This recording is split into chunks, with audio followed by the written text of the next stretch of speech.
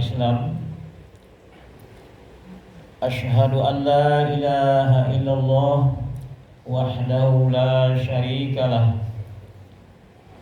wa asyhadu anna Muhammadan abduhu wa rasuluh alladzi la nabiyya ba'dah. Allahumma salli wa sallim wa barik ala sayyidina Muhammad wa ala alihi wa sahbihi ajma'in. Amma ba'du, fa ya ayyuhal hadirun, usikum wa iyaya bitaqwallah, faqad fazal muttaqun. Ittaqullaha haqqa tuqatih wa la tamutunna illa wa antum muslimun. Faqala ta'ala fi kitabil karim, a'udzu billahi minasy syaithanir rajim. Bismillahirrahmanirrahim. Ya ayyuhalladzina amanu idza qumtum ilas shalah faghsilu wujuhakum wa aydiyakum ilal marafiq wamsahu bi ru'usikum wa arjulakum ilal ka'bain. Ayat ukhra, qad aflahal mu'minun alladzina hum fi salatihim khashi'un.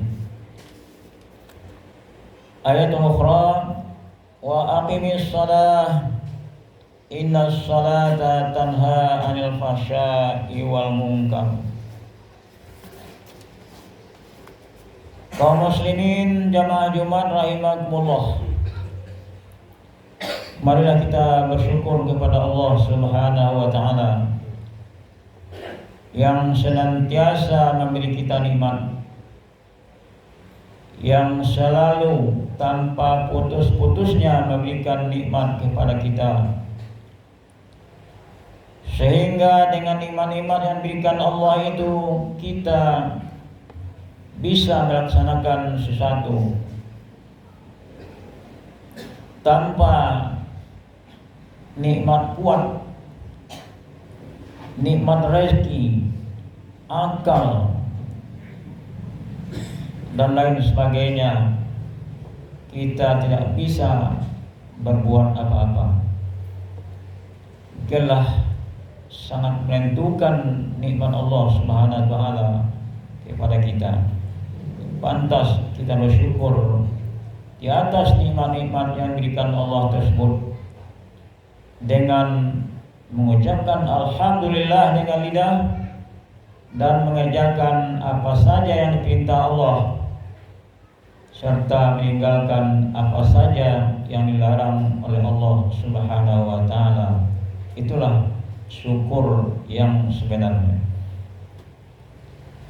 Kemudian salawat dan salam mereka doakan kepada Allah Subhanahu wa taala. Semoga salawat dan salam kita disampaikan kepada Nabi kita Muhammad sallallahu alaihi wasallam. Allahumma salli ala sayyidina Muhammad wa ala alihi wa sahbihi ajma'in.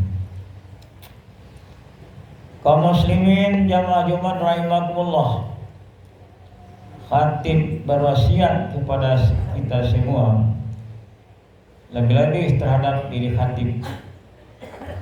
Marilah kita bersungguh-sungguh meningkatkan keimanan dan ketakwaan kita kepada Allah Subhanahu wa taala, meningkatkan syukur kita kepada Allah Subhanahu wa taala, karena takwa itulah yang bisa menjadikan kita orang yang bahagia baik di dunia apalagi di akhirat, kehidupan yang abadi, tidak akan mati-mati lagi di sana.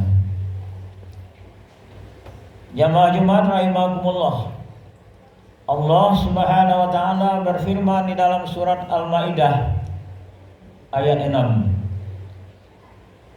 A'udzu billahi minasyaitonir rajim. Ya ayyuhalladzina amanu, wahai orang-orang yang beriman, yang merasakan dirinya beriman, percaya kepada Allah Subhanahu wa taala.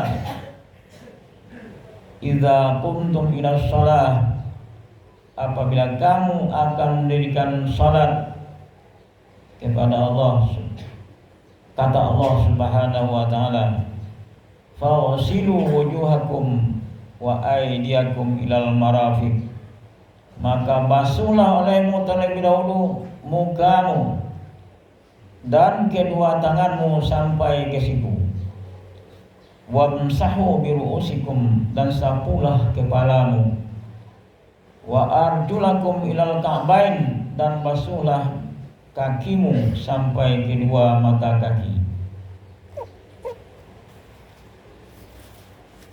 Ayat lain Allah menyampaikan, qad aflahal mu'minun, sesungguhnya akan mendapat kemenangan, kebahagiaan orang-orang yang beriman. Yang mana orang-orang beriman yang memperoleh kebahagiaan itu, kata Allah, allazina hum fi salatihim khashi'un, orang-orang yang beriman yang mana mereka melaksanakan salat dalam keadaan khusyuk.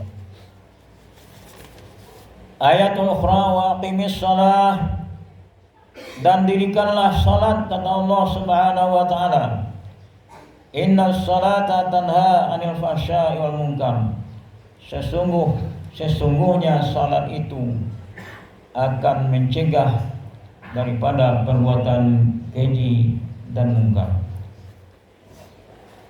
Kaum muslimin jamaah Jumat rahimakumullah,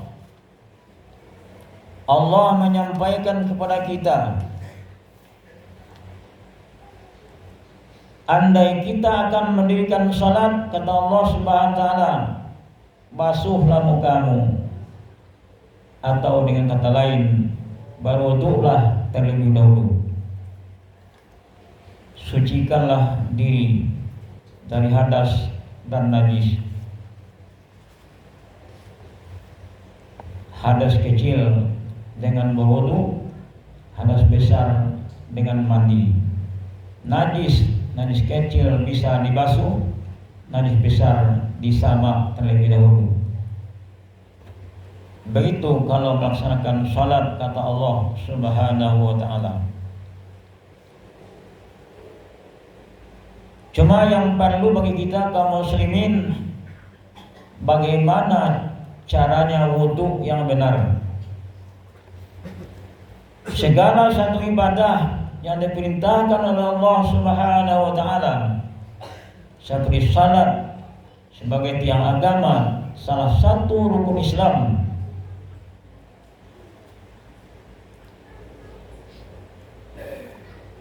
kita disuruh terlebih dahulu melaksanakan wudu.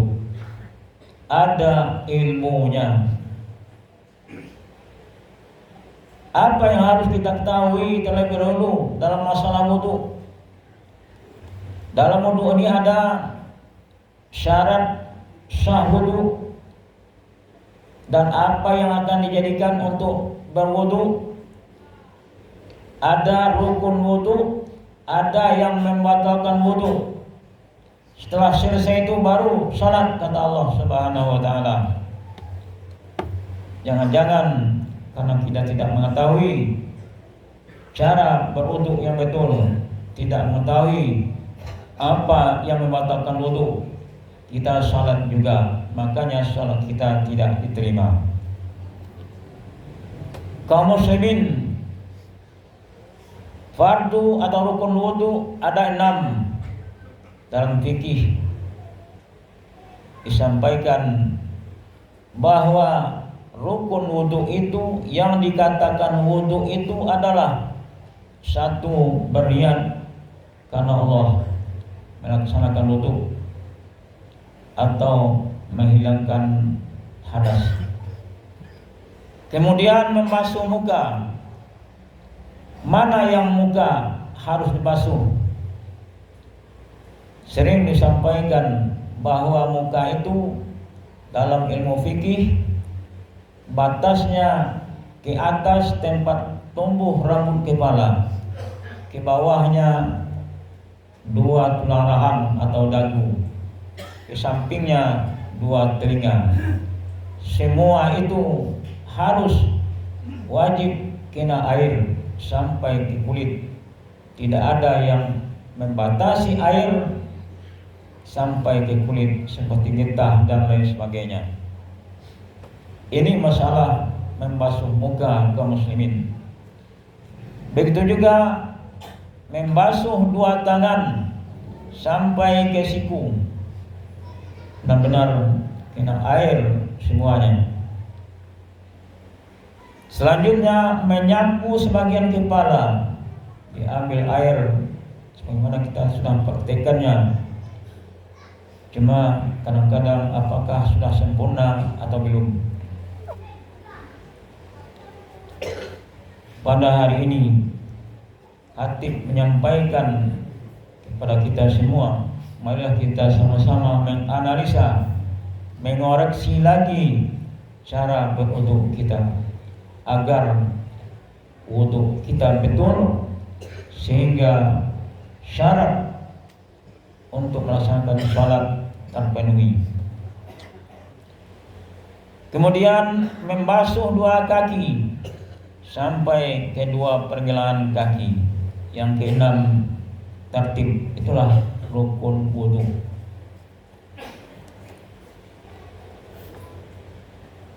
Setelah kita selesai melaksanakan wudu kaum muslimin, tentu kita akan melaksanakan salat lagi. Harus ada ilmunya mengenai salat. Salat juga ada rukunnya.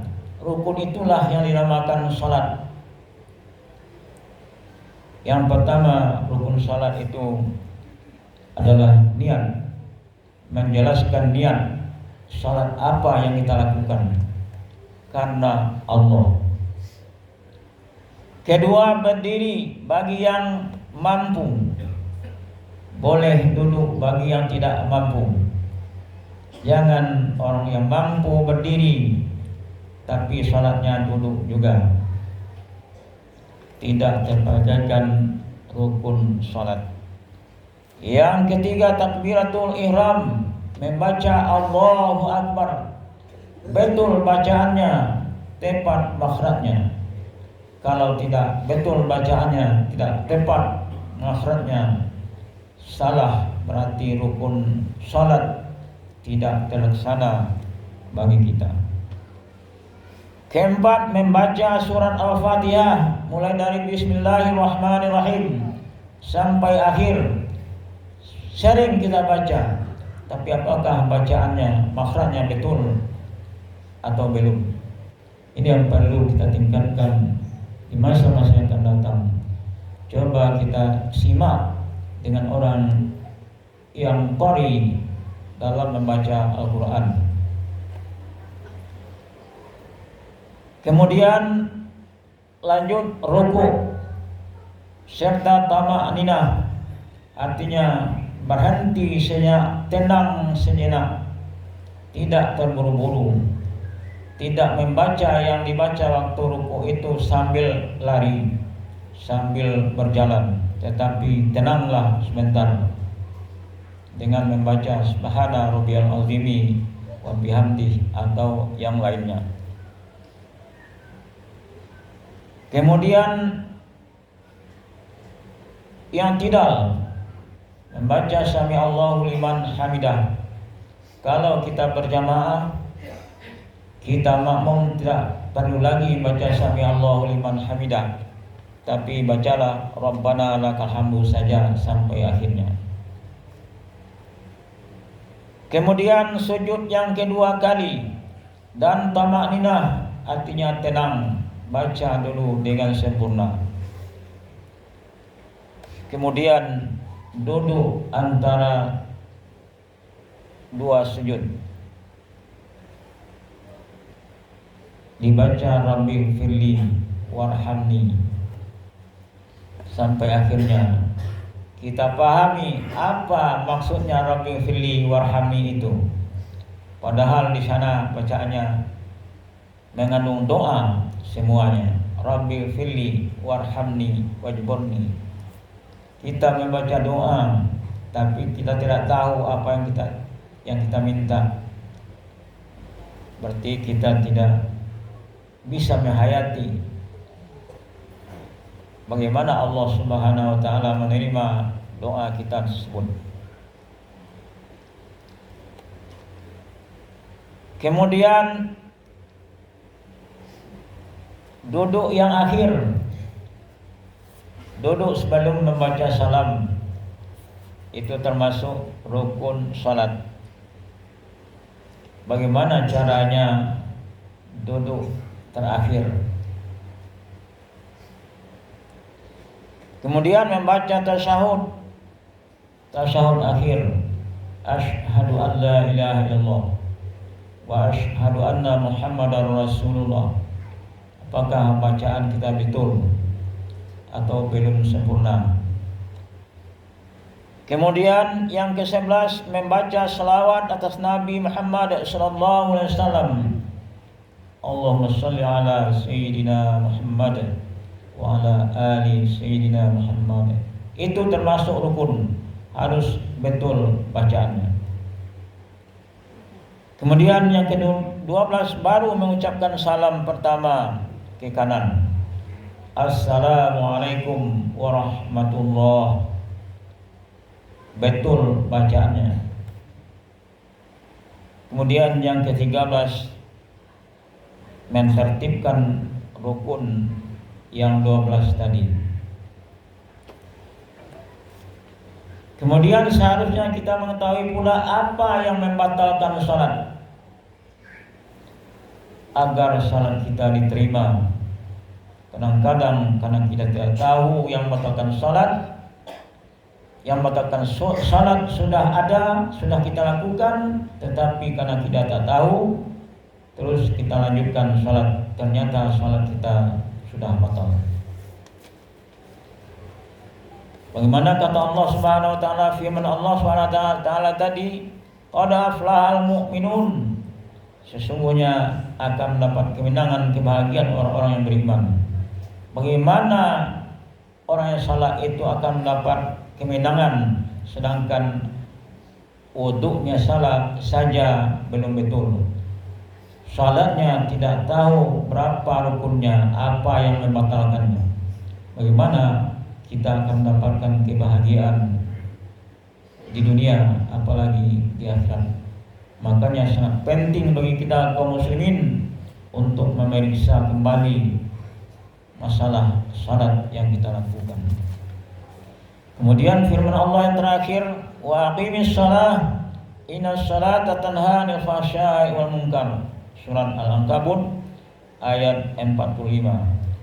Apa kata Allah Subhanahu wa taala? Wa aqimis shalah, dirikanlah salat. Innas salata tanha 'anil fahsya'i wal munkar. Sesungguhnya salat itu mencegah daripada perbuatan keji dan munkar, melarang kita daripada perbuatan dosa. Baik itu dosa dilakukan oleh lidah, oleh tangan, oleh pemikiran kita, oleh hati kita, seluruh anggota kita. Dilarangnya kita untuk melakukan perbuatan dosa. Salat yang mana?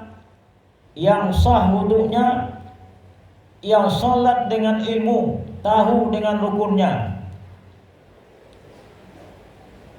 Itulah salat yang bisa mencegah manusia daripada perbuatan keji dan munkar. Perkataan yang tidak senonoh, perkataan tidak ada manfaatnya. Apakah kita sudah dilarang oleh salat kita daripada perbuatan keji, perkataan keji, perbuatan munkar? Kita analisa pribadi kita masing-masing. Tapi kalau biasa saja berbohong, melakukan perbuatan dosa, berarti salat yang dilakukan belum lagi sempurna. Kaum muslimin, salat itu adalah tiang agama.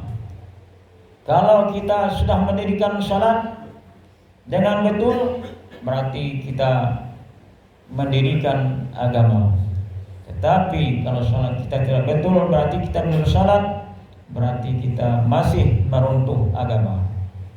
Yang paling tinggi, yang paling perlu sekali kaum muslimin, masalah salat ini adalah satu-satunya penentu terimanya amal-amal ibadah yang kita lakukan seperti haji, zakat, puasa, sedekah, wakaf, infak dan lain sebagainya. Amal-amal soleh yang kita lakukan baru bisa diterima amal-amal ibadah haji dan lain sebagainya itu kalau ibadah sholat kita diterima betul pada sisi Allah Subhanahu wa ta'ala. Tetapi kalau sholat kita tidak betul, tidak diterima oleh Allah Subhanahu wa ta'ala, percuma haji 10 kali atau setiap tahun kita lakukan haji. Masjid kita bikin 10 buah. Anak yatim kita pelihara, fakir miskin kita bantu, tapi sholat kita tidak betul, tidak terima oleh Allah Subhanahu wa ta'ala, makanya ibadah kita sia-sia. Makanya khatib sampaikan masalah salat ini adalah penentu terhadap amal-amal saleh, ibadah-ibadah yang kita lakukan kepada Allah Subhanahu wa ta'ala. Dari itu kaum muslimin, sekali lagi khatib mengajak, mari kita koreksi, kita analisa masalah salat kita, masalah wudu kita. Mudah-mudahan dengan khutbah yang pendek ini kita bisa meningkatkan amal ibadah salat kita di masa-masa yang akan datang. Fa'tabiru ya ulil absar.